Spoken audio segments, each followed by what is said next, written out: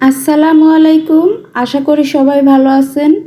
আজকে আমি আপনাদের সামনে নিয়ে আসলাম ছোট বড় সকলের পছন্দের বেবি সুইটস বা গুটি মিষ্টির রেসিপি। মাত্র 1 কাপ গুঁড়ো দুধ দিয়েই খুব সহজে এই মিষ্টিটা তৈরি করে নেওয়া যায়।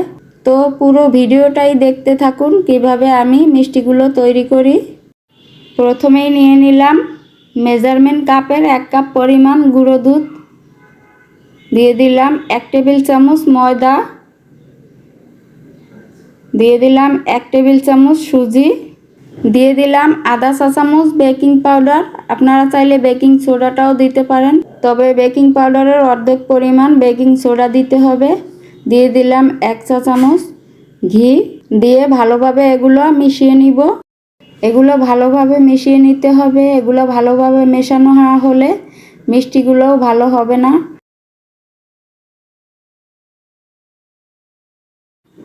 এই যে সবগুলো উপকরণ আমি ভালোভাবে মিশিয়ে নিয়েছি। এবার আগে থেকে জাল করে ঘন করে রাখা দুধ অল্প অল্প করে দিয়ে দিব। দুধের পরিবর্তে আপনারা পানিটাও দিতে পারেন। দুধ বা পানি যেটাই দেন একবারেই দিতে যাবেন না, অল্প অল্প করেই মেখে নিতে হবে। যে আমার পুরো দুধটাই লেগে গেল। আধা কাপ দুধ, আমি 1 কাপ দুধ জাল করে আধা কাপ করে নিয়েছিলাম। এই যে ভালোভাবে একটা নরম ডো তৈরি করে নিলাম। এবার এটা আমি 5 মিনিটের জন্য রেস্টে রেখে দেব।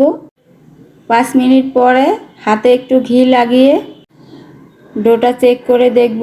এই যে ডোটা একদম সেট হয়ে গেছে। এবার সেই ডো থেকে ছোট ছোট লিচি কেটে নেব। সবগুলো লিচি করা হয়ে গেলে এবার হাতের তালুতে একটু ঘি দিয়ে এই যে গোল গোল করে মার্বেলের মতো ছোট ছোট করে মিষ্টিগুলো বানিয়ে নিব। একেবারে ছোট ছোট। এই যে আমি আরেকটা দেখাচ্ছি। এই যে এরকম হাত দিয়ে ঘুরিয়ে ঘুরিয়ে গোল শেপ দিয়ে নিতে হবে, জানি কোনো ফাটল না থাকে। একদম মসৃণ করে মিষ্টিগুলো বানিয়ে নিতে হবে। এই যে সবগুলো আমার বানানো হয়ে গেল। এবার চুলায় একটা প্যান বসিয়ে পর্যাপ্ত পরিমাণ সয়াবিন তেল দিয়ে দিলাম।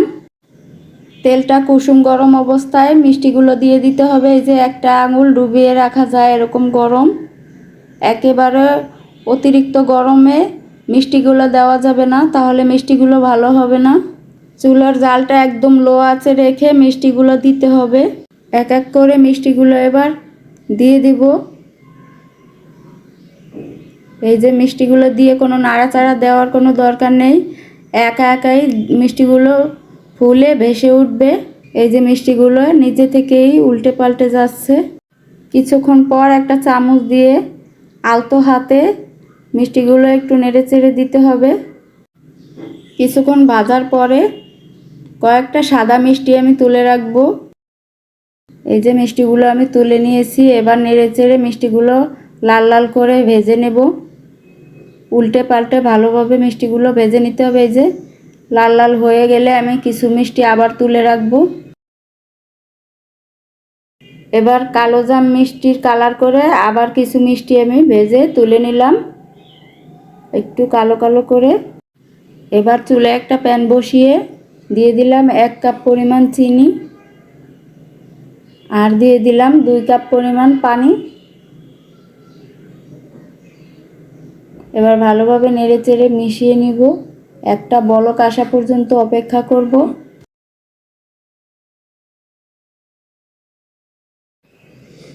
এই যে ভালোভাবে বলক চলে এসেছে। এবার আমি কালো মিষ্টিগুলো আগে দিয়ে দিব। কালো মিষ্টিগুলো আগে দিলে মিষ্টিটা ভালোভাবে সফট হয়, কারণ মিষ্টিটা ভাজার পরে একটু শক্ত হয়ে যায়। কালো মিষ্টিটা একটু বেশি সময় ধরে ভাজা লাগে। এটা আমি দিয়ে দিলাম আগে। এবার দিয়ে দিব লাল লাল করে যে মিষ্টিগুলো আমি ভেজে রেখেছিলাম এগুলো।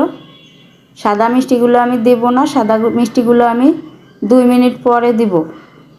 এবার ঢাকনা দিয়ে ঢেকে দিলাম। 2-3 মিনিট রান্না করব। যে 2 মিনিট পরে এবার আমি সাদা মিষ্টিগুলো দিয়ে দিলাম। এবার একটু ভালোভাবে নেড়ে চেড়ে আবার ঢাকনা দিয়ে ঢেকে দেব 3 মিনিটের জন্য। এই মিষ্টিটা হতে বেশি সময় লাগে না।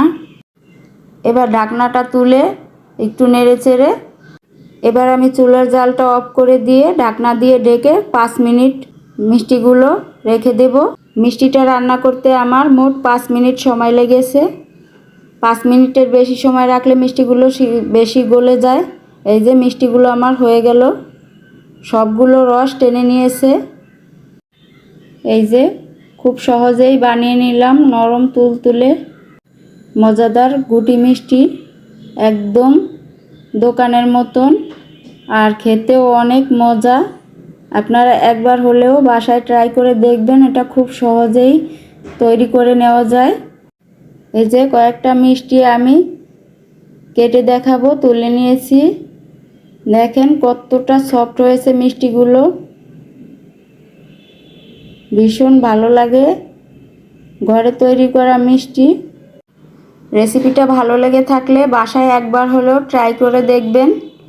আরও মজার মজার রেসিপি পেতে আমার চ্যানেলটি লাইক, কমেন্ট, শেয়ার এবং সাবস্ক্রাইব করে আমার পাশেই থাকবেন।